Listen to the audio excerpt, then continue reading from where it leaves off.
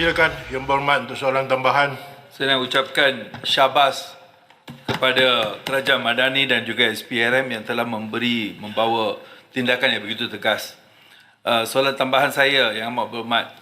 Berikutan pendedahan dokumentari Bloomberg yang menimbulkan dakwaan serius mengenai kewujudan rangkaian mafia korporat serta penglibatan unsur penguatkuasaan dalam salah guna kuasa, apakah tindakan khusus dan terperinci yang boleh dijangka daripada Suruhanjaya Siasatan Diraja RCI yang baru dicadangkan berhubung kes ini, termasuk skop siasatan, kuasa perundangan, kaedah siasatan, dan bilakah RCI ini akan mulakan disiasatan mereka.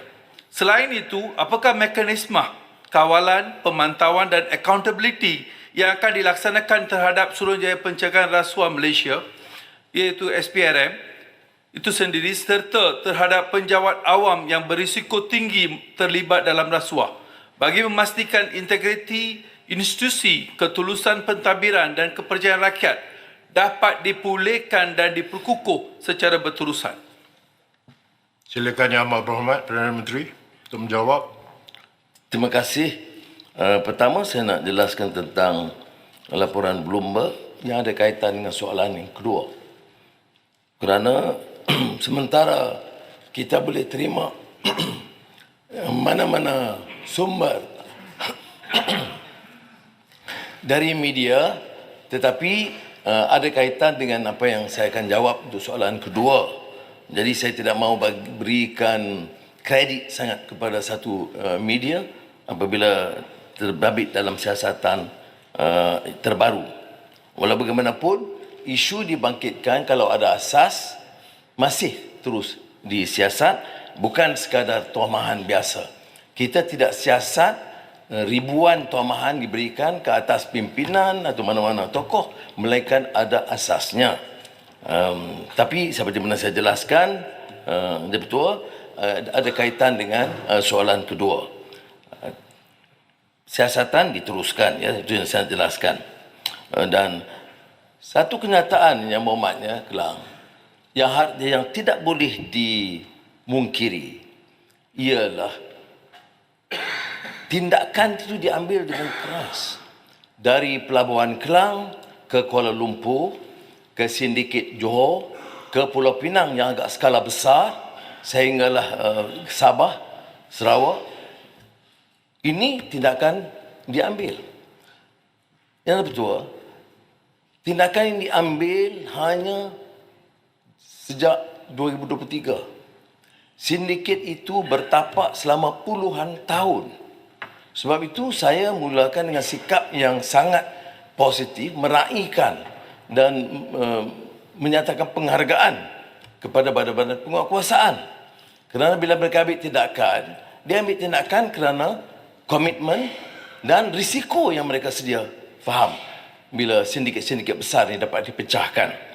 Jadi sebab itu, dalam memberikan pandangan dan teguran, kita harus berlaku adil supaya jangan melangkaui semangat mahu mencari kebenaran dan melaksanakan. Tentang soal sama ada kawalan atau tidak, saya terima ada cadangan supaya dapat diperkemas, diperketat betul-betul kawalan. Walaupun ada, tetapi ada pandangan boleh diperketat, dan saya anggap ambil sikap terbuka supaya kita boleh cari jalan mana-mana kaedah dari badan penguatkuasaan yang dianggap harus diberi pemantauan yang lebih teliti.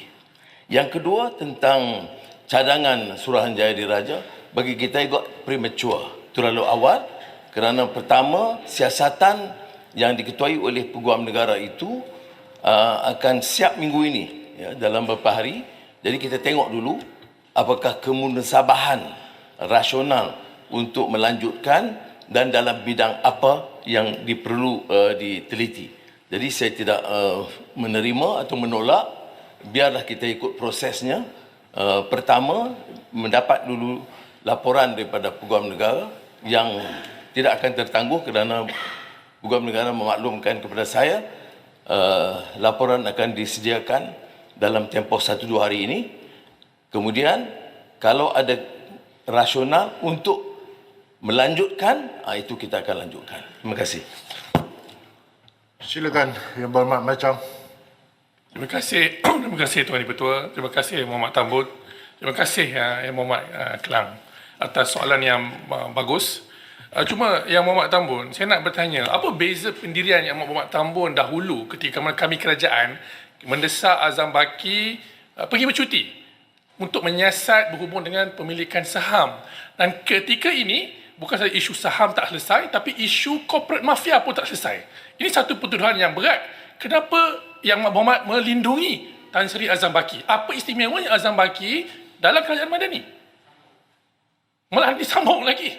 Ya, jadi kami rakyat tidak berapa yakin dengan pendirian kerajaan berhubung hal ini. Macam mana transparansi dan siasatan melibatkan apa yang didakwa ini? Jadi boleh tak Yang Muhammad jelaskan apa beza? Silakan Yang Amat Berhormat. Tanya kalau beza, saya berjawab. Kita jangan buruk sangka, biar siasat dapat fakta. Sama ada Anwar dulu pernah mengemukakan, masih tertakluk kepada proses yang sama.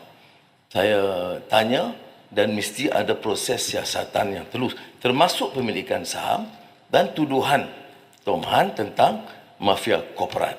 Kedua-duanya itu tidak ditutup. Itu bezanya. Yang kedua ini dibangkitkan tentang jenis bentuk siasatan, saya telah jelaskan. Biar ikut prosesnya dulu. Mengapa diberikan satu pandangan yang sangat keras terhadap satu pihak, padahal kita diminta hanya ikut proses. Biasanya dalam pertuduhan terhadap mana-mana penjawat awam, ikut dulu proses laporan daripada penjawat awam. Dan dalam konteks ini lebih tinggi kerana kita perluaskan skop, bukan sahaja dari segi prosedur peraturan pentadbiran, tapi diperluaskan skop, sebab itu peguam negara yang mempengurusikan. Dan kita lihat dulu laporannya. Dan laporannya termasuk isu yang harus kita teliti, isu pemilikan saham dan juga soal apa yang dituahmah melalui Bloomberg yang dirojok oleh sebagai naskah sahih oleh Yang Berhormat Macam, yang saya tidak bersetuju. Bagaimanapun, oleh kerana ada tohmahan, kita patut teliti dan siasat. Itu sangat cukup.